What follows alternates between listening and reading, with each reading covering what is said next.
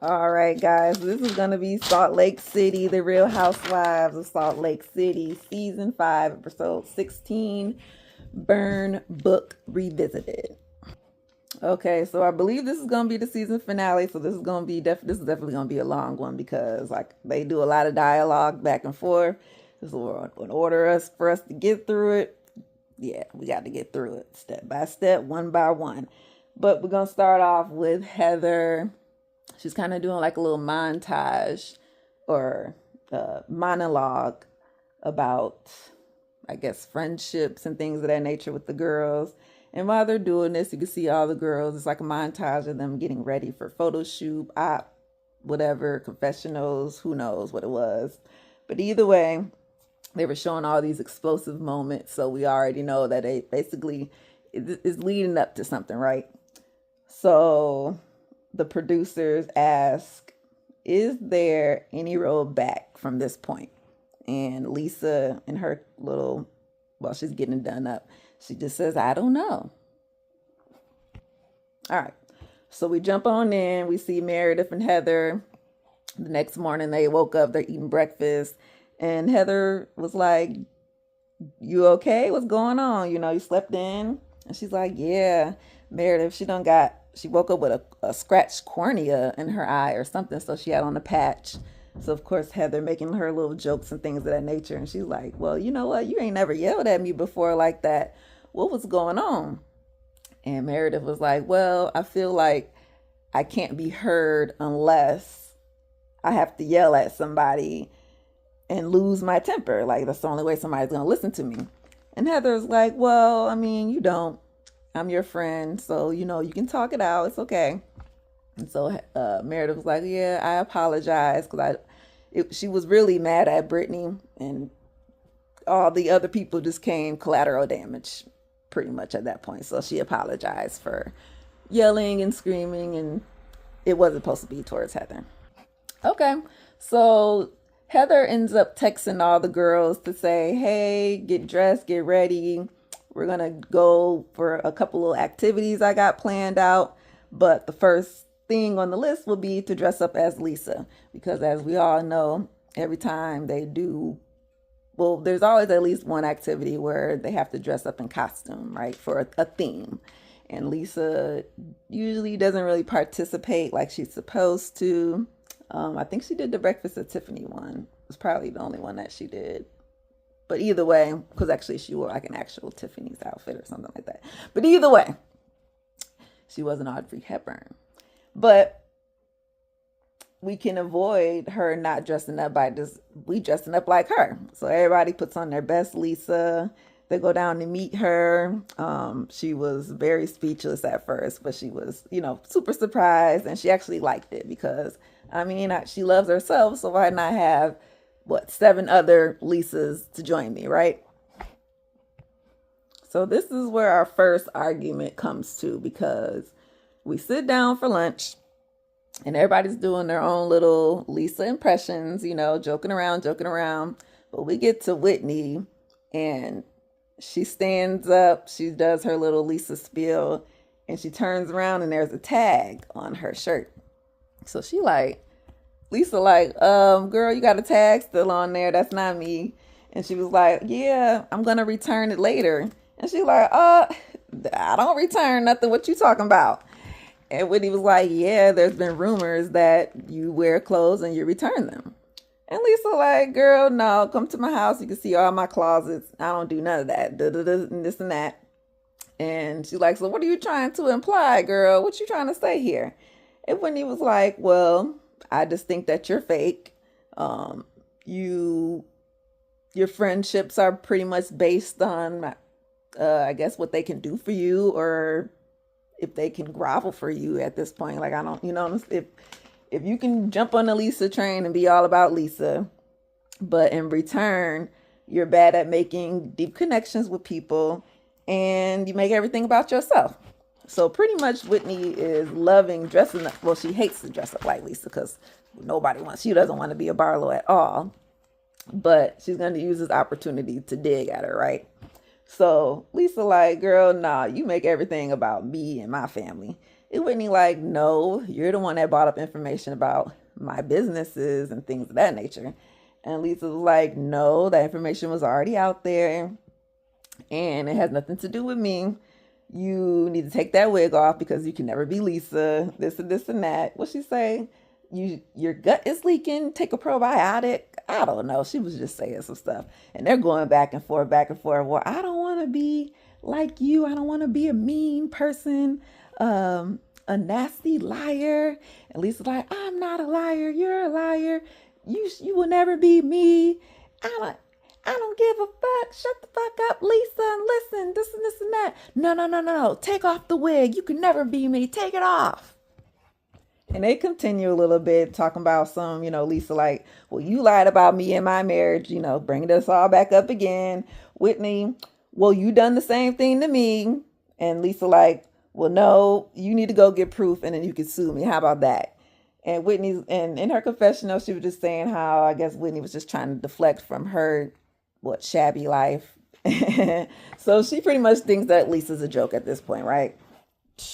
So Brittany decides to say, well, I mean, I haven't known Lisa that long, but she's been pretty loyal to me. So Whitney, I think you're a bit wrong on here. And Mary's like, girl, what you chiming in for? Because when you just recording everybody? And Brittany like, girl, what? Like, I'm so pissed that y'all keep bringing this up. I was trying so hard to, because they basically was cutting her off at this point. And Mary was like, no, you wasn't trying to do nothing. You just basically got caught. And Brittany was like, well, y'all do the same thing. So what do you mean? And Heather's like, no, girl, don't nobody be secretly recording each other. That's not what we be doing. And Brittany's like, well, I mean, you guys have tortured me. I've been called vile, and this is pretty much going towards Meredith at this point because Meredith was kind of giving her most of the smoke, besides Mary. But Mary was keeping it pretty cute without all the extra words to it, should I say? And basically, yeah, she's like, well, I think she tried to say that Mary was recording him as well. And Mary was like, no, I wasn't doing no such thing. Like, that's all you guys, or that was on you. You got caught and you can't blame nobody else, whatever you was trying to do. So yeah, Brittany goes on to say that, Meredith, I will never recover from what you said. Like, you're so vile and evil and nasty and all the, how Meredith was going off. And Meredith was like, well, you know what? I'm entitled to my own feelings and I might not recover from what you said either. And Brittany was like, well, girl, what you mean? I have a social filter and I will never let those kind of words come out my mouth. And Meredith was like, well, I mean, I wouldn't insinuate people having eating disorders or mental issues either. So, of course, Brittany was like, it kind of caught her in a track because like, bitch, what? So she just gets up and walks away. And she's like, well, I guess that means that I ain't got no friends here, huh? So she's crying. And, oh, somebody called Jared. Is Jared going to be on this? I mean, hey, he's on the show. He might as well. Go ahead and marry her so that she can be a housewife full time, okay? Either way, Angie and Lisa actually go after Brittany to try to console her while she calls Jared, or somebody told her to call Jared. Either way, Mary was like, why is Angie going over there to follow her? Now, Mary, this is the one thing you can't do. Just because you don't like somebody don't mean that your friends have to automatically not like them, okay? But if that's how you feel, that's how you feel. But she did go after her just to give her some comfort, and Lisa as well. Lisa was just trying to explain to her that, yeah, it's a bit hard to gather your thoughts and things when you're being attacked. And we've all been there. So it's pretty much, she's just trying to say it's no big deal. They'll get over it. You'll get over it pretty much, right? And Heather was like, yo, I ain't always going to do all this explosive stuff, but we got some ceviche making and some horseback riding to get to. So who's coming with me? All right, so the group split up in two, where it's Lisa, Meredith, Mary, and Bronwyn, they go on the horseback riding, and that looks kind of interesting, cool, whatever, because they were um not really cooperating like they were supposed to, but they enjoyed themselves for the most part. Heather, Brittany, Whitney, and Angie, they go to make ceviche. I love ceviche with shrimp. I think they were using some type of fish instead of shrimp, but ooh, delicious, delicioso. But we flip back to the horseback riding because the girls have gotten off the horse now and they're just kind of putting their feet in the water on the beach. And Mary just says, I'm done with Angie. And they like, what you mean? She like, yeah, Lisa, she know I don't mess with Brittany. Brittany don't like me, I don't like her. And you gonna go and chase that girl off the bus while she crying to go give her comfort? I'm done with her. I'm done with her. I done been through too much. And that's how she gonna do me. So basically, Mary's train of thought is, I don't like Brittany. Brittany don't like me. Angie supposed to be my friend. So Angie, that means you don't like Brittany either. And you ain't supposed to be going over there to comfort her and be on her side. You supposed to be over here with me, horseback riding. Which I was wondering, I knew that was gonna be something. Cause I'm like, Angie went over there and this and this and that. So I already knew. And they're like, well, did you tell her that? Did you express this to her? And Mary like, yes. I told her more than once, and I don't know why she ain't listening. So guess what? I'm done. So we go to dinner. Everybody looks cute and everybody looks nice our last night. And Angie and Mary, like everybody's passing food and things of that nature. And Angie says something like, do you want some pepperoni, Mary? Something like that. And she ain't say nothing. But she like, Mary, what's going on? You hear you? I'm talking to you. What's going on? Yeah, I hear you, but I ain't talking to you. So what happened? What I do? And she like, well, you supposed to be my friend. And you know I don't like Brittany. You gonna go and take her side and get off and run after her while she was crying and comfort her? Well, I was trying to be a good person, so that's what I did. But I know that you guys have your beef with each other or whatever, right? But I wasn't trying to be malicious or anything. Like, I love you, Mary. What are you doing? And here they start to break down with each other and just kind of express it to each other how much they loved each other, how much they appreciate each other's friendship, why they were friends in the first place. Mary expresses abandonment issues that she has from her dad leaving, not liking her, and then her mother cutting her off. And Angie, of course, her abandonment issues because her mom was not as present as she was supposed to be as well. So, they're bonding over such things. And plus, Angie knows a lot about Mary. She's been confiding in her, which makes it even more hurtful for Mary at this point. So they kind of cried out. They necessarily didn't hug it out because Whitney was right in between them, but they got their hands together and things of that nature. And we're at an understanding now, basically. All right. So Heather says, "Who else wants to clear the air?" Ooh, I kind of like the sun kind of just came out, so it's a little bright. Thank you. But either way, Meredith decided to speak up, and she looks at Whitney and she says, "So Whitney, you've been accused of planting a story, or you have accused Lisa of planning the story to the blogs about your jewelry outsourcing to Alibaba, whatever situation rumor that came along." And she was telling Whitney that, and remember that you said that you had all this proof and things of that nature, right? So I actually reached out to the guy that you said you got proof from, and he said that there is no proof. So Whitney's like, yeah, there is proof because yeah,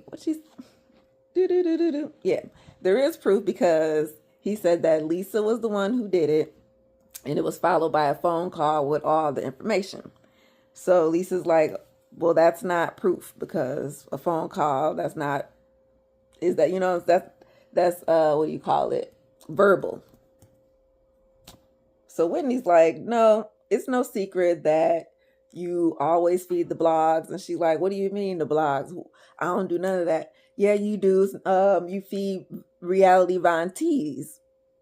And we all know what that is, right? So Lisa's like, no, that's not true. And Heather's like, well, who told you that? I say, who? Who told you? Who? She reached out to Monica. Man, I just realized we're like literally only 35 minutes into the show. We still got a whole half hour left. But either way, so Monica's the one who's been feeding, I guess, Whitney this information, right?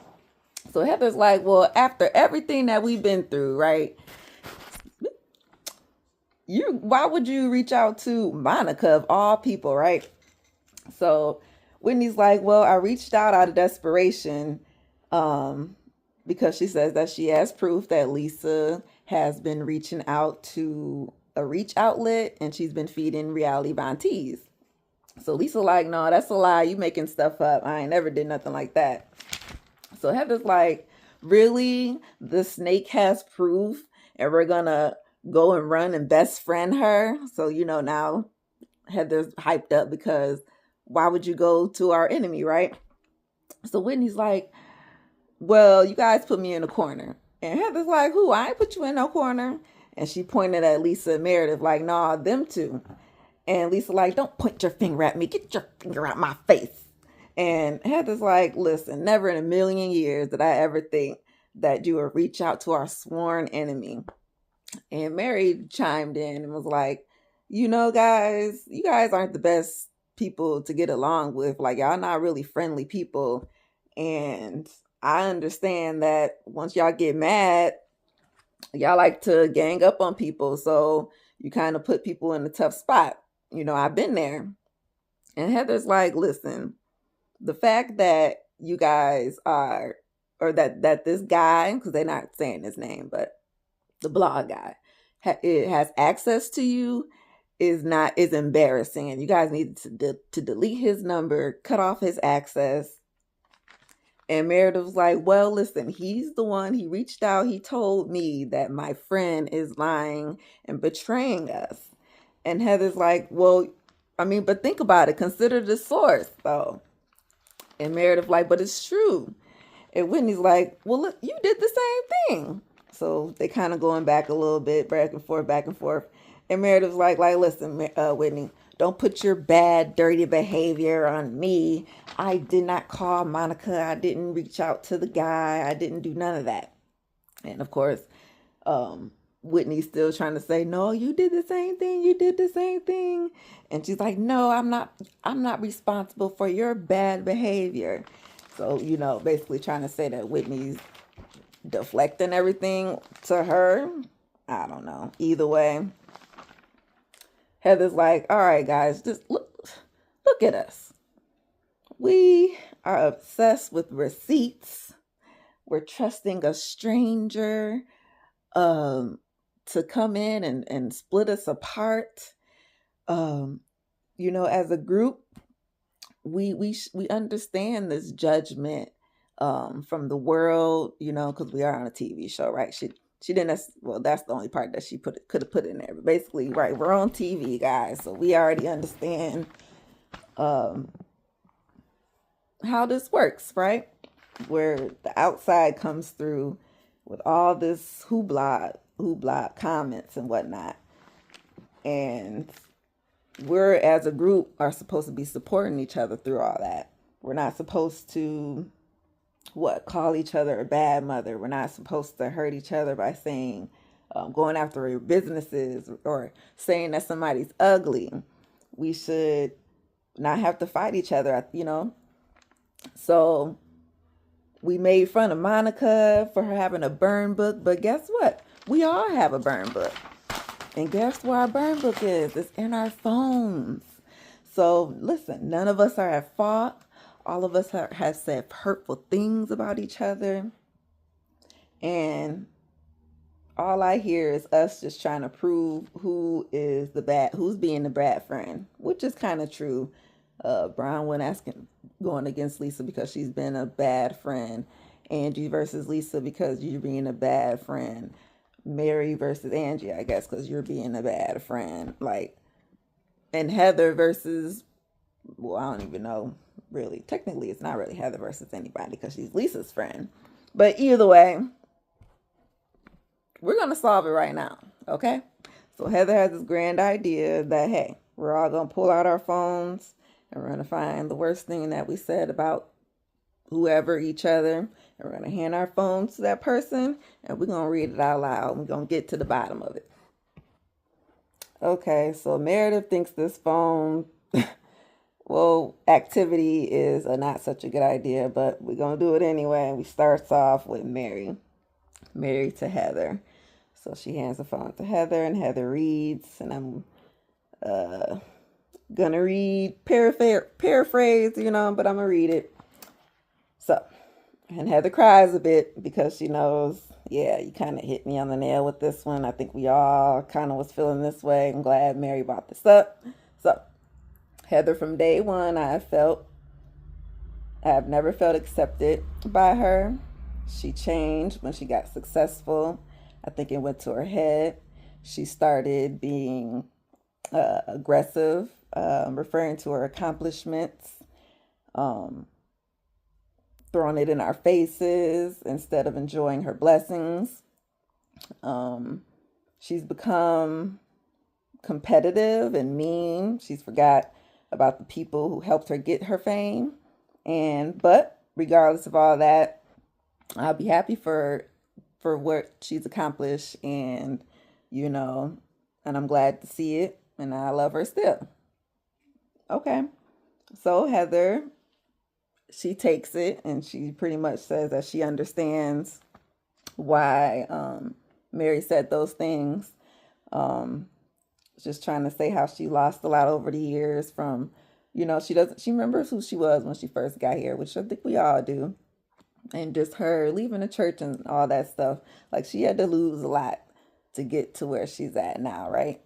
And, because she didn't have that, she didn't have ambition, she didn't have hope. But this newfound success has kind of just fueled this newfound confidence in her. So she's not trying to come off mean, but she is very grateful, right? And Mary just responds to say that, yeah, she noticed that she's changed, and she was just saying these are just the things that she can see from the outside looking in, right?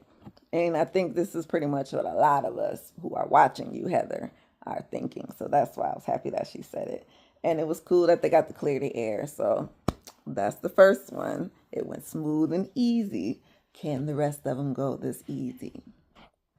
Okay, so we got Brittany to Mary next. And we all was thinking that it was going to be some craziness, but it was really nothing. She said in her confessional that it was just really hard connecting with her because, they just got off to a rocky start, right? And she said the meanest things, and she would just like to clear the air. So Mary reads it, and it says, I would like to invite Bronwyn over for tea instead of Mary. And they like, girl, what? Everybody looking at her like, that's it? Are you sure? And she's like, yeah, I searched my phone. That's the worst thing I got. That's the meanest thing. So they move on. Bronwyn said, well, I'll go next since we're on Brittany. Mine is to Brittany. And Brittany reads it, and like I said, paraphrasing just a tad, but Brittany is emotional, manipulative. Jesus.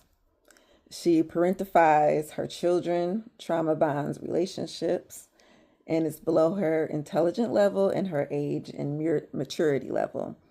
And it makes me feel nervous, furious, and embarrassed for her.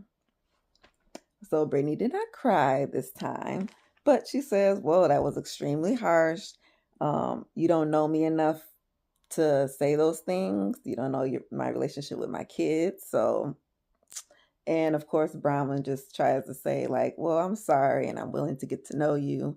And in the confessional, she kind of explains it more where they give examples in a flashback, because every time we talk to Bronwyn, it's like, girl, it's like some type of chaotic story. So I don't really know about you besides that you just got some crazy stuff going on. So she was willing to get that off her chest, so maybe they can start over finally. All right, so we got Angie next. So she says this was a text between her and Heather, but it was about Bronwyn. So she didn't throw whatever Heather put in there, which I'm guessing was nothing. And I don't and she was sitting over there looking like she didn't know what was about to be said, but hey, it was said. And we're getting I think this is where we're gonna start getting a little harsh, okay? Because well no, Brittany started off the harshness, right? But we're this one was a little bit harsher. Bruh, Bronwyn seems nice. I like her. But I like her business plan to marry a guy that's 1 foot in the grave and 1 foot on a banana peel. But I like mine better. I'd rather be self-made. She's nice, but she doesn't listen because her ears are so stitched down to her face she can't hear anything. She wears a hot dog outfit to that drag show they went to remind us all that she sucked her way to the top. So Angie goes on to explain that she wrote this in the heat of a moment after the Girl Scouts camping experience activity, because she felt that she had defended and welcomed Bronwyn into this group, but somewhere, I can't even remember what their argument was about at that camping site, but they did get into a little, it wasn't a big spat, but they got into a little spat. And yeah, so she kind of flipped the script on her real quick, right? So she tells Bronwyn that, she's so sorry. She can see basically that her, after, seeing her reading and listening to it, she knows that the words can be very damaging, right? And hurtful. So she does regret it. And, Bronwyn takes it on the chin. She says, okay, I'll take it. We can start all over. But she knows, in her confessional, she's basically saying like, this ain't the first time me and Angie went, kind of through it. But now I kind of, if, she thinks I'm ugly on the outside, she thinks I'm whatever, whatever ugly enough to get some man. I don't even know, whatever. I can't remember the exact words. Sorry. But basically, I see where she stands with me, and I'll just go from there. Look, we'll just have to go from here. But she does take the apology. Lisa decided to go next, and hers was to Meredith, and it was from last year. This is how she felt from this is from last year. A lot of this stuff, well, some of it's from last year. But I feel like Meredith digs up information to weaponize it. It's fucking dirty, and I don't like it. Yeah, and that was it. It came from last year because they didn't know that it was actually Monica and whatever else blogs was in her cahoots, right? So everybody's like, really? That was it? That's all you got? I was thinking it was going to be something about Whitney, but we know that Whitney was going to have something for her. We're going to get there in a minute. And Meredith was like, okay, Lisa, I take it because I understand. She understands that pretty much everybody was against her last year. So it's glad that at least somebody decided to admit it, right? So next we have Heather to Whitney. And this is stems back from their Arizona trip. And this was not last year. So this had to been like the year before that, because Jen went to, like the year before that.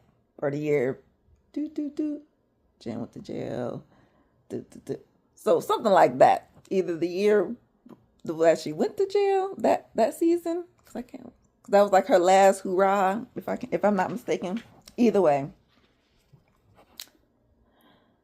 Heather was mad, and this is what she said in the moment, right?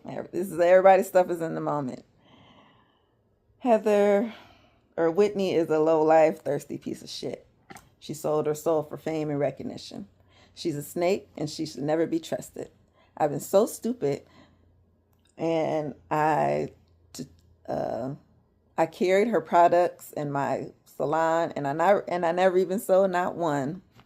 So, of course, Whitney was crying while she was reading this because those are some hurtful things to say, right?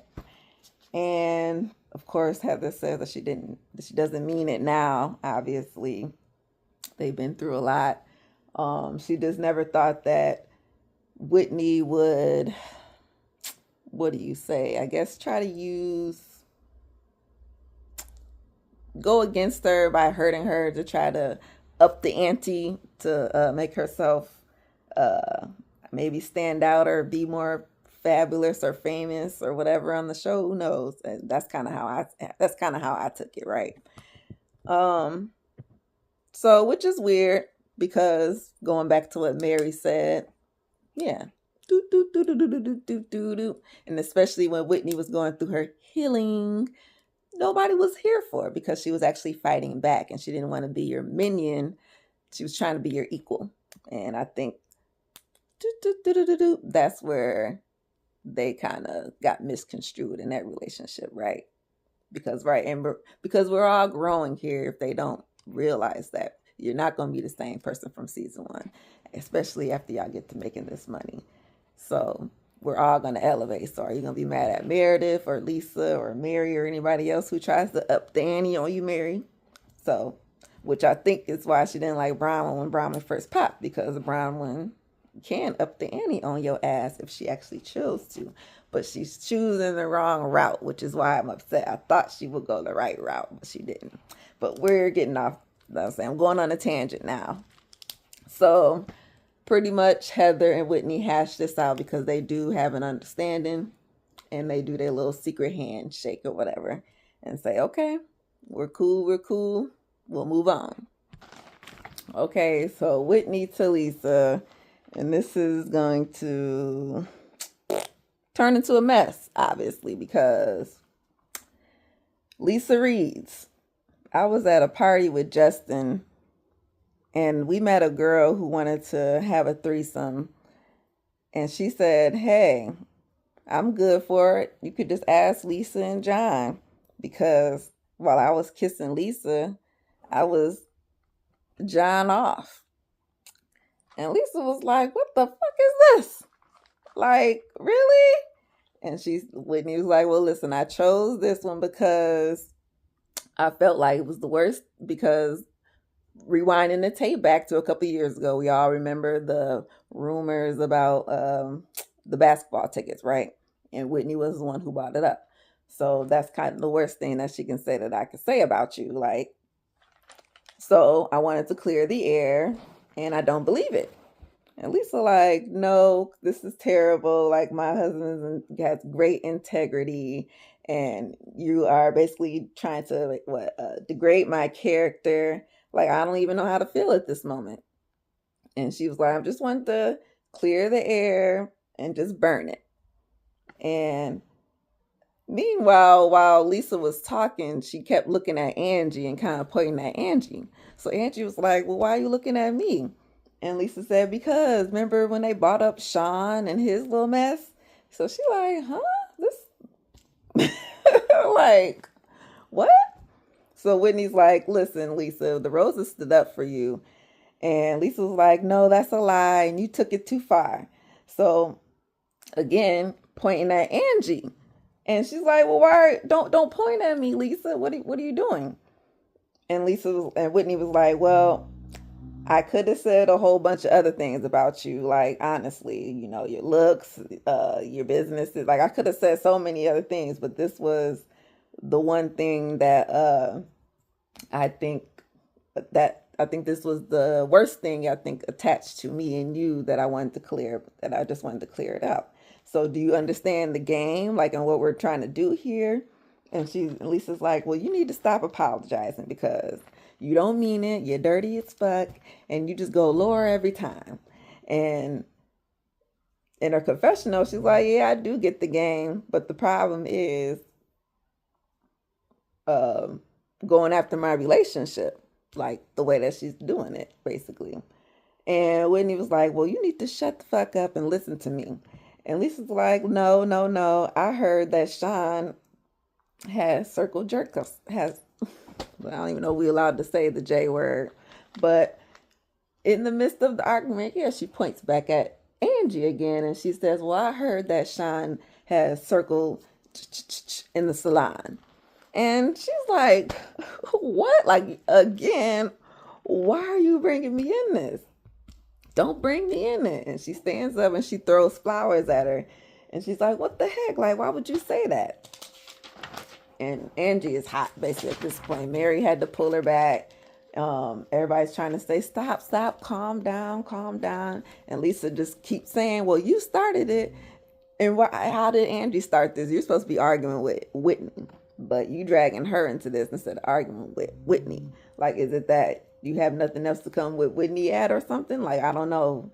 But you don't bring other people in this. This is a one-on-one conversation. We all did this, but now when it comes to you blowing up and you can't take what you got. So Mary was like, yeah, that wasn't right. You need to stop. And she pulls, they're pulling Angie away, trying to go and calm her down. She's just saying, yeah, Lisa's just horrible and mean. And I think she's just trying to make Angie feel the way that Whitney just made her feel. And honestly, it just didn't land because now you done made Angie mad. So Angie was just basically saying, oh, well, not Angie. Lisa said that that's the worst thing that you can ever say about somebody to the nicest person, thinking that she's the nicest person again. So self-centered. And Meredith, everybody was like, no, it's not okay. And of course, Meredith, nothing is okay about this. And Lisa, nobody said any sexual things about any other husbands except for mine. So that's why I'm upset. Why would you go there? And Brown was like, well, I mean, people have come at my husband as well. Ding the ring-a-ling-a-ling. And she was just trying to say that, listen, I mean, John ain't no saint. So why would she be holding his ass to some high standard when we all go through things? So y'all ain't never go through no things. Like, stop being so superficial and narcissistic is Brown was thinking, right? So basically, Lisa gets up and walks away at this point because she's just too hot. She's crying, she's yelling, she just don't know what. She can't calm down. So Brown was just saying, like, I wasn't trying to, like we're not trying to set her off or nothing. We're all doing this, and she's the only one that can't take the heat. Like, when it came to her, we all took what we got, but she can't take it, and so we all just gonna basically let her go. Like, okay, whatever. So Meredith ends up walking away as well. Mary comes back, and Angie came back. We all sit back down, and Heather just trying to tell everybody, like, I'm sorry about this. I was trying to basically get some resolve by clearing the slate if we just air some things out, right? Properly, because we're adults, we can talk. And it did go well until it got to Lisa, unfortunately, because she just couldn't take the heat. But I think had maybe somebody like, let's say Angie came at Meredith, that would have been explosive. Or had Lisa came at Whitney, it probably would have turned explosive, even though, because Whitney can take it. But either way, she's sorry, wasn't supposed to end this way like this. And Mary pretty much was just saying how I was saying, like, we all was supposed to be grown, and have a good sit down, but some people can't. And the ones who couldn't, we see them. Those are the ones who are the problems, i.e. Lisa and Meredith. And of course, Whitney, backs Heather up and saying, like, I understand where you was going, what you was trying to do. Pretty much, I think we all do at the table. It just didn't go like we liked it to, but we appreciate it and we understand. So there's no fault on Heather's end on this, okay? And we get to, since this was the end of the episode, we always have to end with our little like a post message for each and every person, right? All right, so Angie, she's going to be not tied so much to her phone. She's going to spend more time with her father. Let her daughter off the leash a little bit, and the salon is going great. They ain't doing no high body count hair. Okay. Lisa and John just been traveling more, waiting on Jack to come home. He's still out, and they're gonna make a new home by building it from scratch. Okay, cool, cool. Something to see for next season. Hopefully, maybe so. Let's see. Meredith, she's going to be engaging more in her spirituality. The bath bombs done sold out, so she might be pivoting just a tad over to, what about some recording devices? And she has no plans on sharing her business plans with Whitney, of course, because she thought she was stealing her ideas. Okay, whatever. Mary, on the other hand, is enjoying Robert Jr. and his recovery. God got her as always, and Jared finally stopped DMing her. Bronwyn and Todd, their relationship is stronger. Her daughter has no plans of meeting her peoples, and no more couples trips unless Todd makes the list, which means, hey, we don't know if Lisa and John are gonna be coming on there, cause girl. Let me see. Whitney, she's been doing good. She ain't talking to them blogs no more. She done with that. Prism is her Prism line is doing great. She's just trying to keep Justin out the drama. And then finally, Heather, she done finished her book number 2, working on book number 3. Maybe do a little bit of nonfiction, this time. Still Mormonism, of course. And she ends the episode with her little last words that, hey, friendships are hard, right? And these girls, they're worth fighting for. So it's not over, guys. It's only the beginning. And we're going to end it on there. Because like I said, this was the finale, a whole hour episode. A lot of dialogue because they go like this. And woo, we're going to get to the reunion. It should be about 1, 2, possibly 3. And that looks like it's going to be good. So let's talk to y'all later. This has been a great season. Very, very great. I will give it a 10 out of 10. A plus. A plus. I love it. I love it. And I'll talk to y'all later. Bye. See you at the reunion.